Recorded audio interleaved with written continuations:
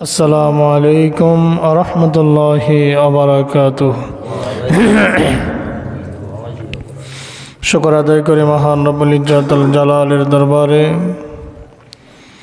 যে মহান আল্লাহ তাআলা সাইয়্যিদুল আইয়াম জুমার দিনে আমাদেরকে তার পবিত্র ঘর মসজিদে সালাতুল জুমাদের জন্য আসার তৌফিক দিয়েছেন। সে মহান মালিকের শুকর আদায় করি, সকলেই পড়ি আলহামদুলিল্লাহ।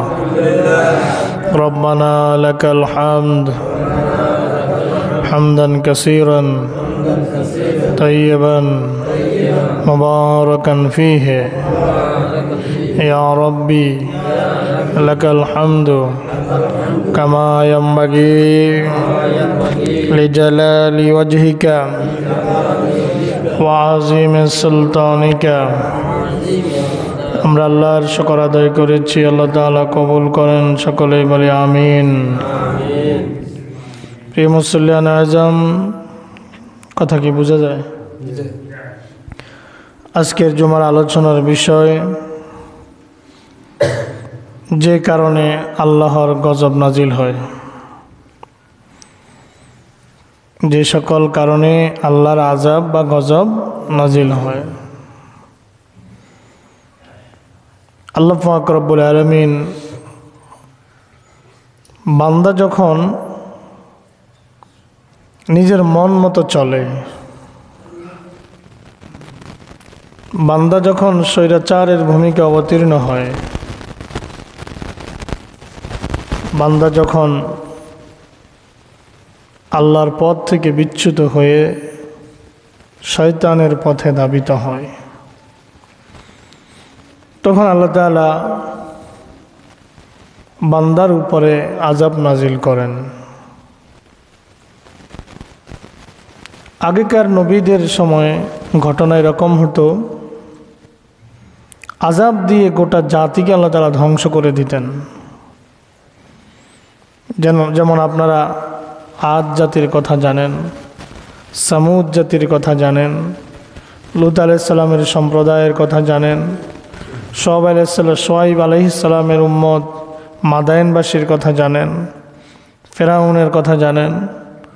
আল্লাহ তাআলা এদেরকে সমূলে ধ্বংস করে দিয়েছেন।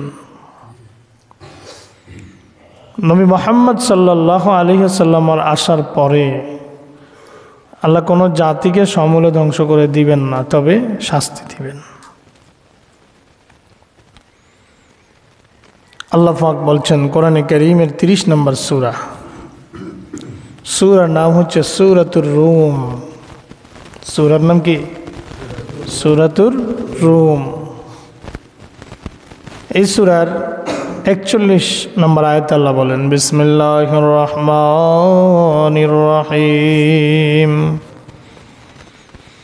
যাহারাল ফাসাদু ফিল বাররি ওয়াল বাহরি বিমা কাসাবাত আইদিন নাস লিয়ুযীকাহুম বা'দাল্লাযী আমিলু লা'আল্লাহুম ইয়ারজিউন।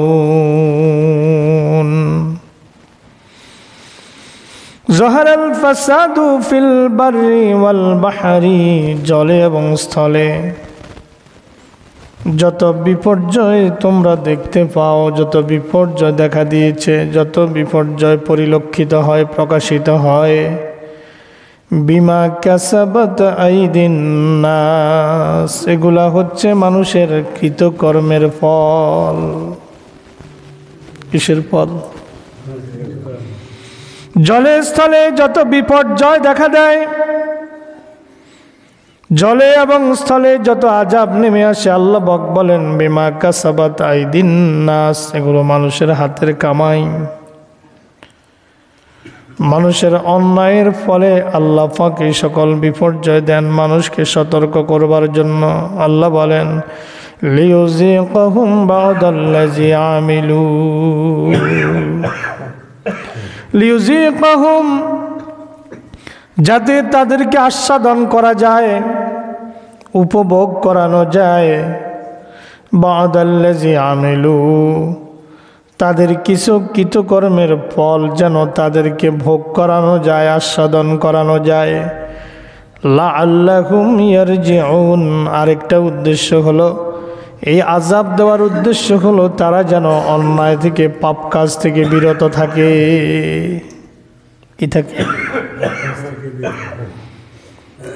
গত এক সপ্তাহে আমরা দেখেছি আমেরিকার ক্যালিফোর্নিয়া লস অ্যাঞ্জেলেসের মধ্যে কিভাবে আগুনের ভয়াবহতা দেখছেন আপনারা? গোটা আমেরিকার মধ্যে ক্যালিফোর্নিয়া, লস অ্যাঞ্জেলেস, এই শহরটা, এর মধ্যে একটা শহর ছিল 27,000 মানুষ বাস করত, প্যারাডাইস শহর। এই শহর, এই প্যারাডাইস শহরটাকে আল্লাহ পাক রব্বুল আলামিন আগুন দিয়ে শেষ করে দিয়েছেন। ইতিমধ্যে অসংখ্য মানুষ বাস্তুহারা হয়েছে, ঘর হারা হয়েছে। যে মানুষগুলো লাইফ লিড করত, লাক্সারিয়াস লাইফ লিড যারা করত, ওই মানুষগুলোকে মুহূর্তের মধ্যে যে আল্লাহ তাআলা রাস্তার ভিখারি বানায়া দিলেন, সে আল্লাহ বাংলাদেশে নাই। কথা কয় না? সে আল্লাহ বাংলাদেশের জন্য নাই। বাংলাদেশে যদি আমরা অপকর্ম করি, আল্লাহ পাক রব্বুল আলামিনের নলেজে সেটা আছে না নাই? আল্লাহ পাক বলেন লিউযিকাহুম বাদাল্লাযী আমিলু, জলে আর স্থলে যত বিপর্যয় আসে, বিপর্যয়টা আমি এই জন্য দেই যেন তাদেরকে তাদের কৃতকর্মের কিছু স্বাদ দুনিয়াতে ভোগ করাইতে পারি। ওয়ালা আল্লাহুম ইয়ারজিউন, আর যেন তারা তাদের পাপ কাজ থেকে ফিরে আসে। ক্যালিফোর্নিয়া, লস অ্যাঞ্জেলেস, হলিউডের সারা পৃথিবীতে হলিউডের যত অভিনেতা অভিনেত্রী, নায়ক আর নায়িকা যারা, অভিনেতা অভিনেত্রী যারা, এদের বাস কিন্তু ক্যালিফোর্নিয়ায়, এদের বাস লস অ্যাঞ্জেলেসে। পৃথিবীর তাবৎ ধনী ধনী মানুষগুলো সব সেখানে বাস করে। কিন্তু আল্লাহ পাক রব্বুল আলামিন মুহূর্তের মধ্যে তাদেরকে রাস্তার ভিখারি বানায়া দিছে। আজকে দেখলাম এই কোটিপতি মানুষগুলো ত্রাণের জন্য এখন লাইনে দাঁড়াচ্ছে। ত্রাণের জন্য কোথায় দাঁড়াচ্ছে? ত্রাণের জন্য লাইনে দাঁড়াচ্ছে। এই কোটিপতি মানুষগুলো এখন খোলা আকাশের নিচে বসবাস করতেছে, তাঁবুতে অবস্থান করতেছে। মুহূর্তের মধ্যে কোটিপতি ভিখারিতে পরিণত হয়ে গেছে। আমি বলি, গোটা পৃথিবী যদি একদিকে থাকতো আর আমেরিকা একদিকে থাকতো, এই কয়েকদিনে 11 তারিখ থেকে কয়েকদিনে আমেরিকার যে পরিমাণ ক্ষতি হয়েছে, গোটা পৃথিবী মিলেও, পৃথিবীর সব রাষ্ট্রগুলো মিলেও আমেরিকার এই পরিমাণ ক্ষতি করতে পারত না। বিলিয়ন বিলিয়ন ডলারের ক্ষতি হয়ে গেল। আজকে দেখলাম ইরান সাহায্যর হাত বাড়িয়ে দিয়েছে। হাজার হাজার দমকল বাহিনীর গাড়ি, দমকলের ওই গাড়ি থেকে পানি দিচ্ছে, গাড়ির মধ্যে আগুন লেগে গেছে। হেলিকপ্টারে করে পানি এনে পানি ছাড়তেছে, হেলিকপ্টার বিধ্বস্ত, বিমান বিধ্বস্ত হয়ে গেছে, ব্লাস্ট হয়ে গেছে। চতুর্দিকে 150 কিলোমিটার এরিয়া পুড়ে চারখার হয়ে গেছে। বিজ্ঞানীরা বলছে এই মাসের শেষ পর্যন্ত পরিস্থিতি এরকমই থাকবে, কমার কোনো সম্ভাবনা, কমার কোনো সম্ভাবনা নাই। যাদেরকে আমরা পরাশক্তি মনে করি, আমেরিকা বর্তমান পৃথিবীর সুপার পাওয়ার, বর্তমান পৃথিবীর সুপার পাওয়ার আমেরিকা। সে আমেরিকা সামান্য আগুনের কাছে নাস্তানাবুদ হয়ে গেল। আল্লাহ পাক আসমান থেকে ফেরেশতাও পাঠান নাই, পাঠাইছে। অস্ত্রধারী বন্দুকধারী কোনো সৈন্য আল্লাহ পাঠান নাই। আসমান থেকে ওখানে ঠাডাও পড়ে নাই, পড়ছে নাকি? একটা নক্ষত্র ছুটে ওখানে পড়ে নাই। পাহাড়ের চূড়ায় মাটির নিচে আগুন লুকায়িত ছিল, আগুনের লাভা উদ্গীরণ হয়ে দাবানল হয়ে ছড়িয়ে পড়ে বাগানকে বাগান চারখার করে দিল, জ্বালায়া পোড়ায়া। ঘর বাড়িগুলো এখন ঠায় দাঁড়িয়ে আছে কঙ্কাল হয়ে। আসবাবপত্রগুলো সারি সারি গাড়ি, ফেরারি ল্যাম্বরগিনিগুলো রাস্তার মধ্যে পড়ে আছে। এজন্য আল্লাহ কোরআনে বহু জায়গায় বলেছেন, আল্লাহু আলা কুল্লি শাইইন কাদির। আল্লাহ চাইলে মুহূর্তে আগুনটা নিভায়া দিতে পারে, পারে কিনা? আল্লাহ চাইলে আগুনের শক্তিকে মুহূর্তের মধ্যে নষ্ট করে দিতে পারে, আগুনকে থামায়া দিতে পারে। সেই ক্ষমতা আল্লাহর আছে না নাই? এখন তারা যদি সবাই দল বেঁধে খ্রিস্টানদের প্যাগোডাতে যায় উপাসনা করে, কাজ হবে? কথা বলেন, কাজ হবে? আগুনের মালিকের কাছে যতক্ষণ পর্যন্ত ফিরে না আসবে ততক্ষণ পর্যন্ত আগুন নিভবে না। কারণ আগুনও যার কথা শুনে তিনি কে? আমরা দেখেছি হযরত ইব্রাহিম আলাইহিস সালাতু ওয়াস সালামকে যখন নমরুদ আগুনের কুণ্ডলিতে নিক্ষেপ করে, জিব্রাইল আসলো, হে আল্লাহর নবী ইব্রাহিম, আপনি যদি বলেন আমি আপনাকে সাহায্য করতে প্রস্তুত। জিব্রাইল বলল, আল্লাহর নবী ইব্রাহিম বললেন, না, তোমার থেকে কেন সাহায্য নিব? যার একত্ববাদের ঘোষণা দেওয়ার কারণে, যাকে রব হিসাবে মেনে নেওয়ার কারণে আজকে আমি ইব্রাহিম আগুনের কুণ্ডলিতে নিক্ষিপ্ত হলাম, সেই আল্লাহই আমাকে সাহায্য করবে। সুবহানাল্লাহ। কারণ মুমিন তাওয়াক্কুল করে কার উপরে? ওয়ামাইয়া তাওয়াক্কাল আলাল্লাহি ফাহুয়া হাসবুহ। যে আল্লাহর উপরে ভরসা করে ওই ভরসাটাই তার জন্য যথেষ্ট। আমাদের একজন মালিক আছে, ওদের কোনো মালিক নাই, ওরা মালিক হারা। আমাদের মালিক হচ্ছেন আল্লাহ, ওদেরও মালিক আল্লাহই, কিন্তু তারা মালিককে মালিক হিসেবে স্বীকার করে না। ওরা মালিকের বিদ্রোহী। মালিকের কি? বিদ্রোহী। ওরা মালিকের বিদ্রোহী। আপনি প্রবাসে গেলেন, বৈধ মালিকের হয়ে গেলেন, সেখানে যাই এক কাজ ভালো লাগে না, এখন আকামাস ছেড়ে ফেলে আপনি নিজে নিজে অবৈধ। হয় কি হয় না?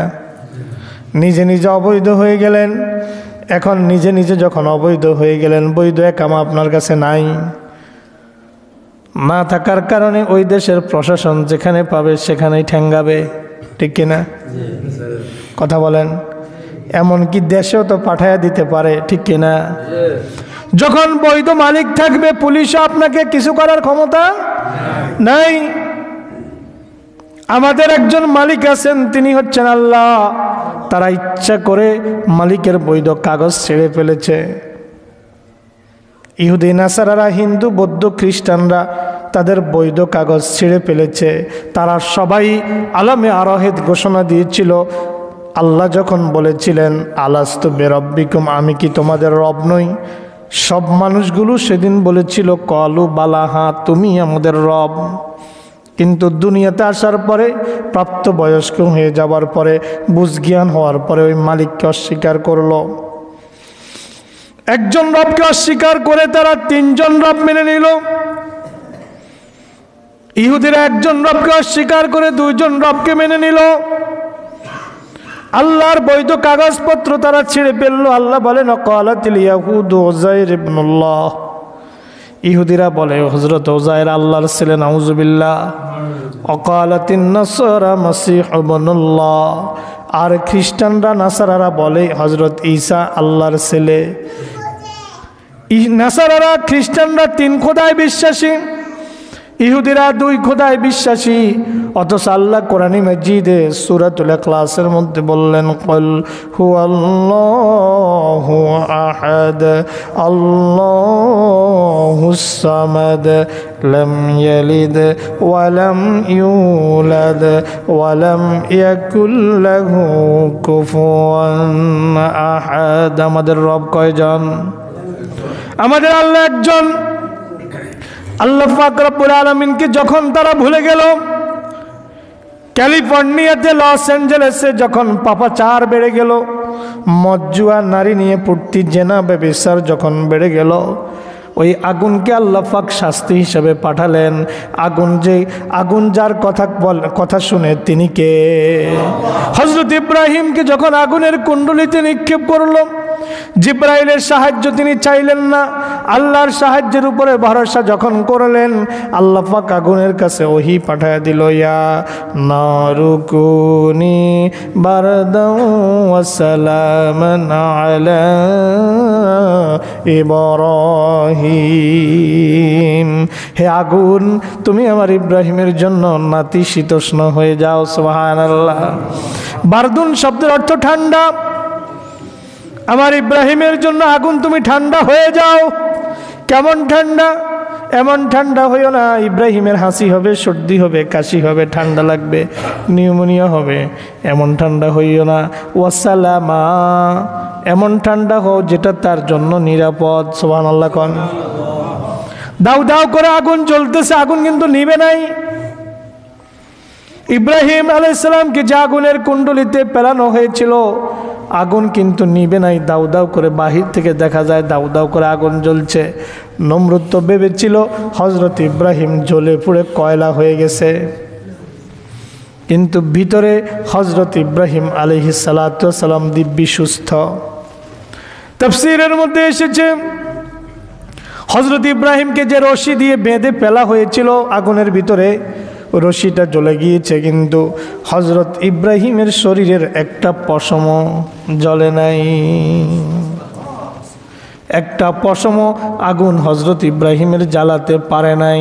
তাইলে আমাদেরকে ওই আগুনের রবের কাছেই তো ফিরে আসতে হবে, ঠিক কিনা কথা কন?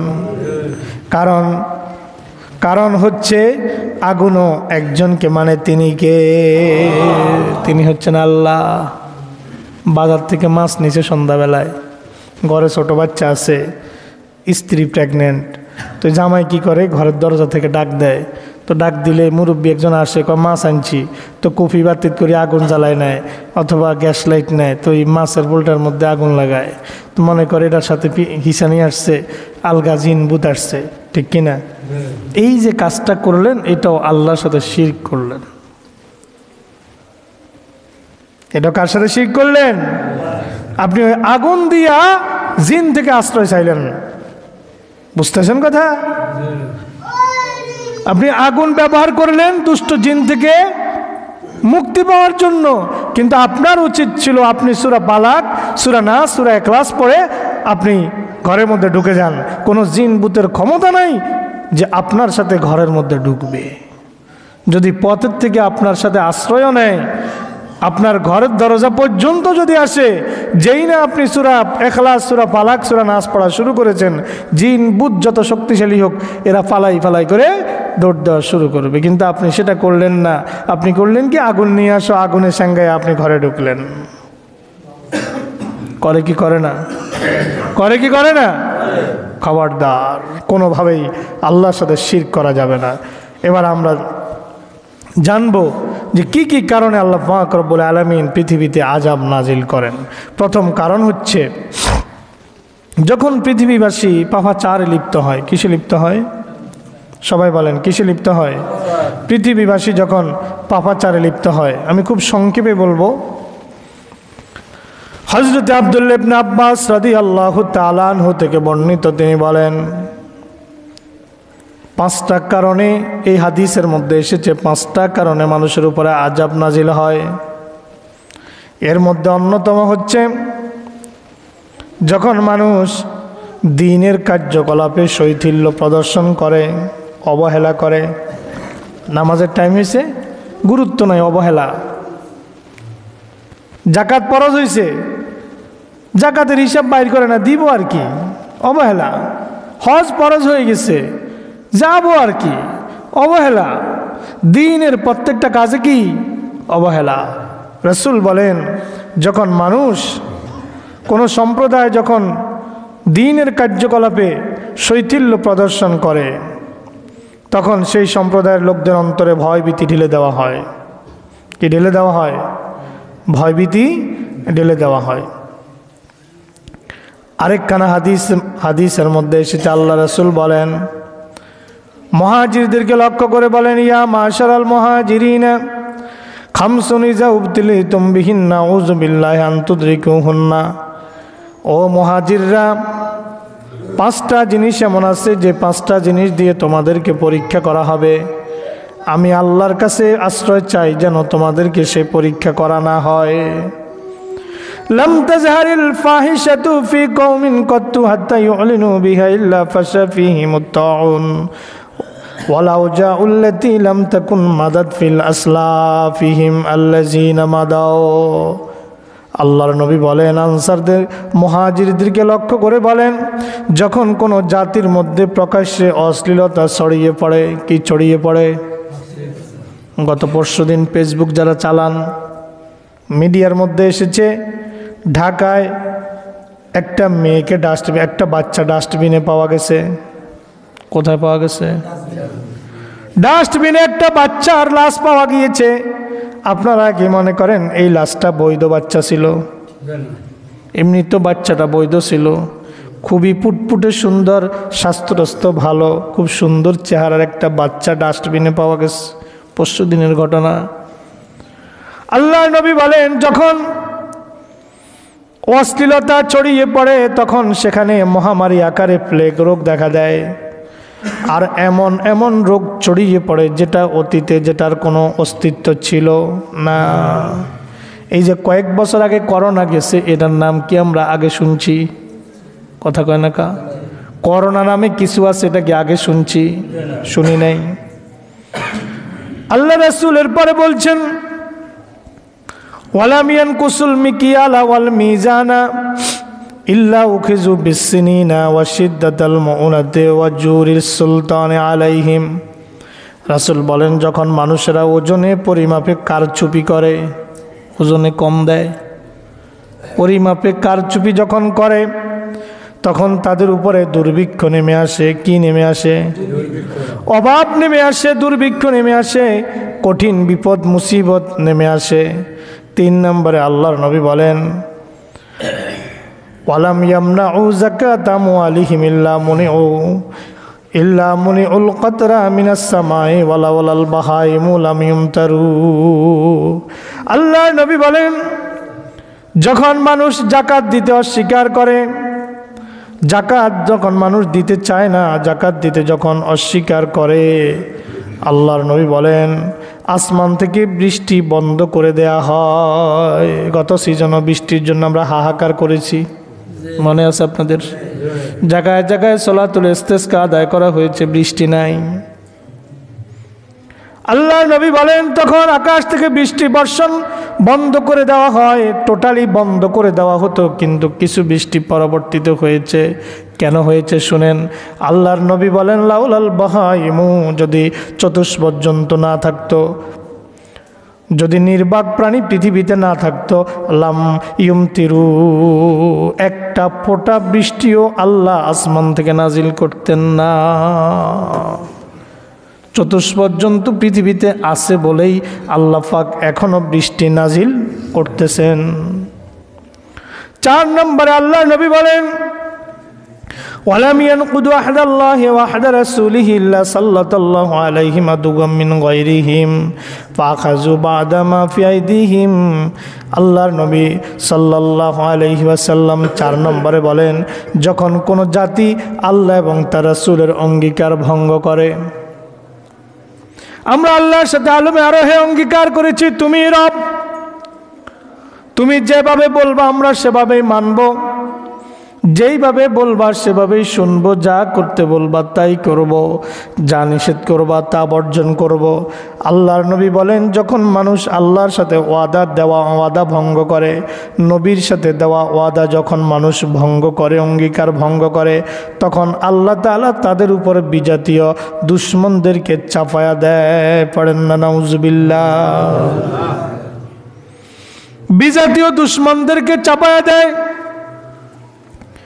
এবং শুধু এটা নয়, বিজাতীয় দুশ্মনদেরকে ক্ষমতাসীন করে দেয়, তাদের সহায় সম্পদ সব কিছু কেড়ে নেয়। বিজাতীয় দুশ্মন ব্রিটিশ আমলে 190 বছর ছিল আমাদের উপরে। কয় বছর? 1757 সালের 23 জুন থেকে 1947 সালের 14 আগস্ট, 190 বছর। এরপরে বাহ্যত আমরা স্বাধীন হয়েছি 1971 সালে, কার্যত স্বাধীনতা আজও অর্জিত হয় নাই।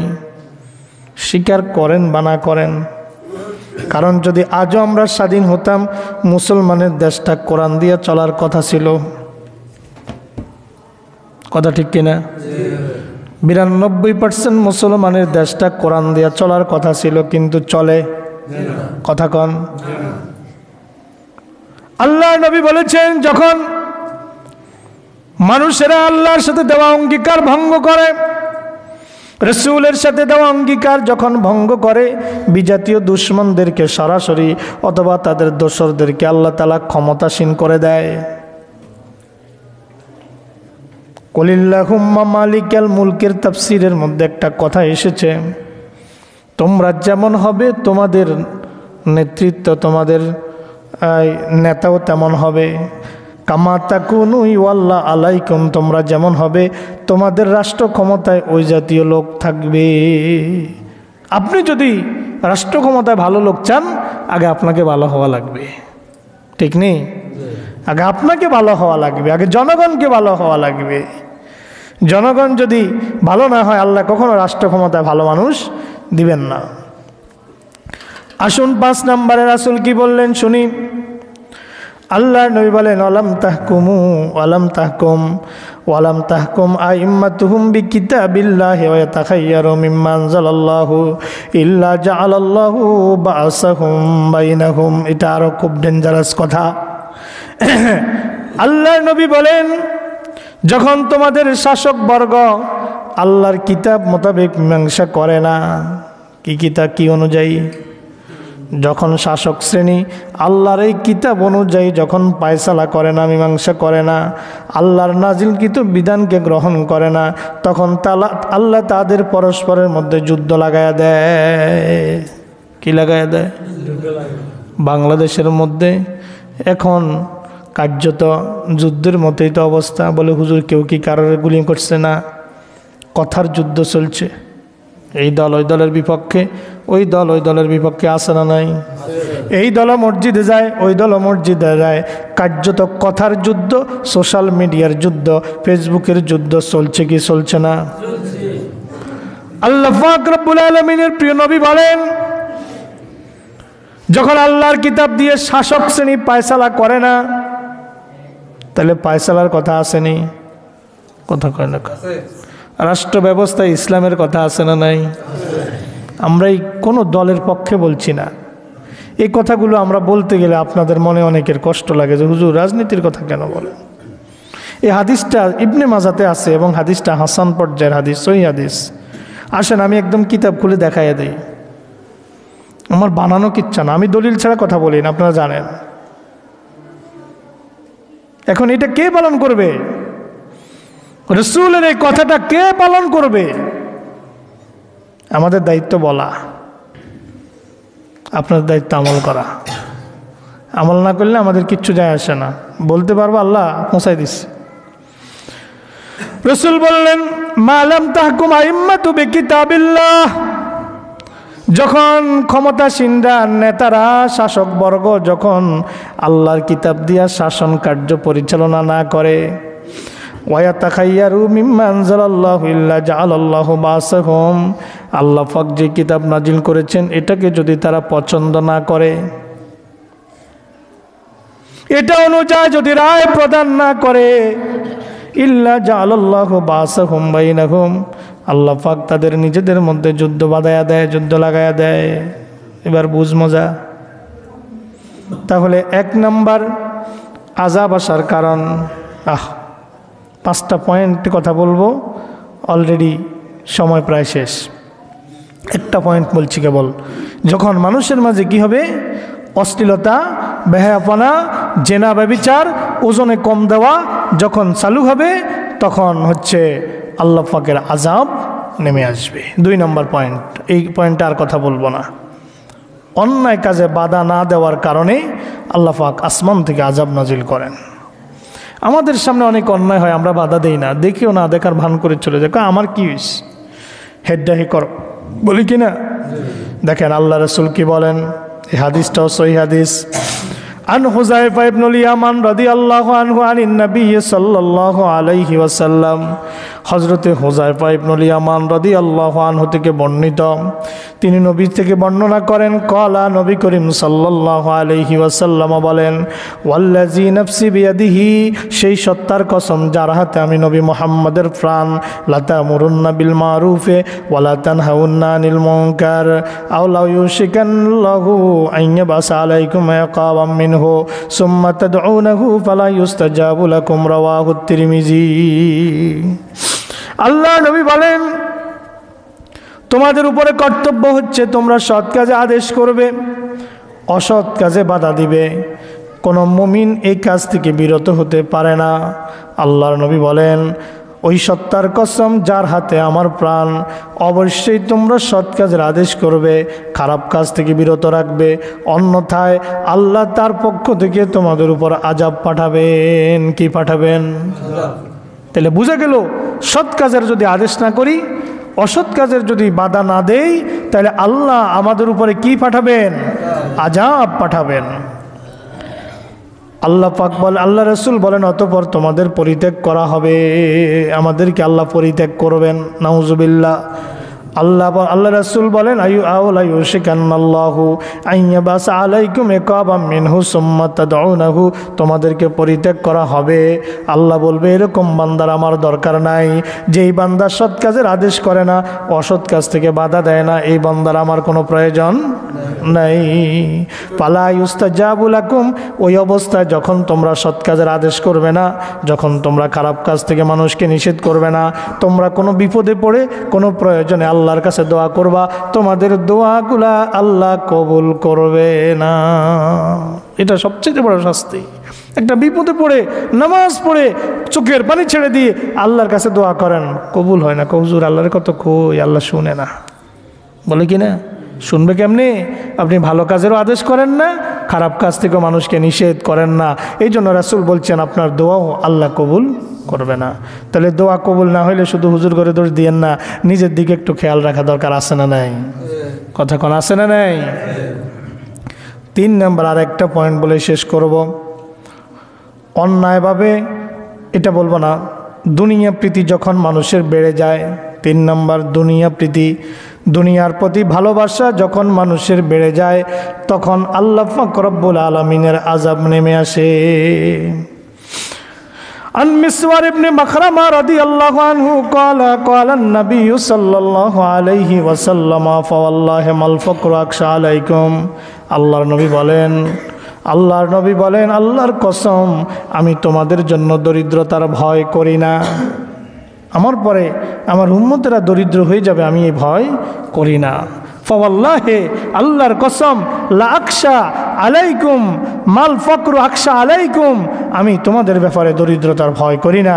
ওয়ালাকিন্নী আকশা আলাইকুম আন তুবসাতাদ দুনিয়া, বরং আমি ভয় করি তোমাদের জন্য দুনিয়া বিস্তৃত হয়ে যাবে। দুনিয়াটা, দুনিয়ার সুখ আহ্লাদ, দুনিয়ার সুখ স্বাচ্ছন্দ্য তোমাদের জন্য অনেক বিস্তৃত হয়ে যাবে। কামা বুসিতাত আলা মান কানা ক্বাবলাকুম, যেমনিভাবে তোমাদের পূর্ববর্তীদের জন্য দুনিয়া প্রশস্ত হয়ে গিয়েছিল, দুনিয়া প্রসারিত হয়ে গিয়েছিল, আমি ভয় করি তোমাদের জন্য দুনিয়াটা এভাবে প্রশস্ত হয়ে যাবে, দুনিয়ার সুখ স্বাচ্ছন্দ্য প্রসারিত হয়ে যাবে তোমাদের জন্য। ফাতানাফাসুহা কামা তানাফাসুহা, তোমরাও দুনিয়া লাভের জন্য প্রতিযোগিতা করবে। তোমাদের পূর্ববর্তীরা আদ জাতি, সামুদ জাতি, ফেরাউনের সম্প্রদায়, নমরুদের সম্প্রদায়, কারণ সম্প্রদায় দুনিয়ার জন্য যেভাবে প্রতিযোগিতা করেছিল, আমার ভয় হয় তোমরাও তাদের মতো প্রতিযোগিতায় লিপ্ত হবে। অতুহলিকাকুম কামা আহলাকতুহুম, তোমরাও ধ্বংস হয়ে যাবে যেভাবে তারাও ধ্বংস হয়ে গিয়েছিল। তাহলে যখন মানুষের দুনিয়ার প্রতি লোভ লালসা যখন মানুষের বেড়ে যাবে, তখন আল্লাহর আযাব নেমে আসে, যার বাস্তব প্রতিফলন আমরা 11 তারিখ থেকে এই পর্যন্ত ক্যালিফোর্নিয়ায়, লস অ্যাঞ্জেলেসে দেখতে পেয়েছি। আজকে কথাটা এই জন্য এনেছি, গোটা দুনিয়ার সামনে প্রমাণিত হয়ে গেছে যে আমেরিকা সুপার পাওয়ার, সে আমেরিকা অনেক কিছুই করেছে পৃথিবীর বিভিন্ন দেশকে। আমেরিকা চাইলে এই মুহূর্তে যে কোনো দেশকে একদম মাটির সাথে মিশিয়ে দিতে পারে, কারণ আমেরিকা জাপানের হিরোশিমা আর নাগাসাকিতে সেই দ্বিতীয় বিশ্বযুদ্ধের সময় যেই পারমাণবিক বোমা নিক্ষেপ করেছিল, তারা এখনও সেটার ক্ষত বয়ে বেড়াচ্ছে। আমেরিকা চাইলে পৃথিবীকে এভাবে নাস্তানাবুদ করে দিতে পারে, কিন্তু সেই আমেরিকা নিজকে রক্ষা করতে পারে নাই আল্লাহর আযাব থেকে, আল্লাহর শাস্তি থেকে, আল্লাহর দাবানল থেকে, আল্লাহর আগুন থেকে আমেরিকা নিজকে রক্ষা করতে পারে নাই। আজকে আমেরিকা এখন কিংকর্তব্য বিমূঢ় হয়ে পড়েছে, আজকে আমেরিকা হতাশ হয়ে পড়েছে, অসহায় হয়ে পড়েছে। ইরান তাদের জন্য সাহায্যের হাত প্রসারিত করে দিয়েছে, পৃথিবীর বিভিন্ন দেশ সেখানে সরঞ্জাম পাঠানো শুরু করে দিয়েছে, কিছুতেই আগুন নিভানো যাচ্ছে না, কারণ আগুন যার কথা শুনে তিনি হচ্ছেন আল্লাহ। আমাদেরকে সে আল্লাহর দিকে ফিরে আসতে হবে, অন্য কোনো বিকল্প আমাদের নাই, আমাদেরকে সে আল্লাহর পথে ফিরে আসতে হবে। এই আহ্বান আপনাদের কাছে আজকে রেখে আমার কথা এখানে শেষ করছি। আমা আলাইনা ইল্লাল বালাগ, হাযা মা ইনদি আল ইলমু ইনদাল্লাহ। আসসালামু আলাইকুম।